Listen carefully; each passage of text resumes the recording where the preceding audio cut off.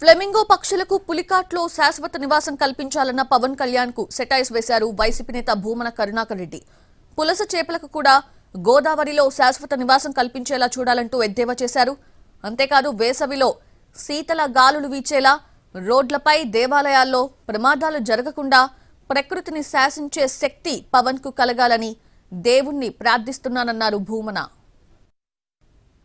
పవన్ కళ్యాణ్ గారు, మీరు ఎక్కడో సైబీరియా నుంచి వందల వేల సంవత్సరాలుగా పులికాట్ సరస్సుకు వచ్చేటువంటి ఆ ఫ్లెమింగో పక్షులకు మళ్ళీ తిరిగి సైబీరియాకు పోనివ్వకుండా ఆంధ్రప్రదేశ్లో ఎకో టూరిజాన్ని డెవలప్ చేయటం కోసమని ఆ పక్షులని శాశ్వతంగా ఇక్కడే ఉంచేంతగా మీ ఆలోచనల్ని నేను మనస్ఫూర్తిగా అభినందిస్తున్నా.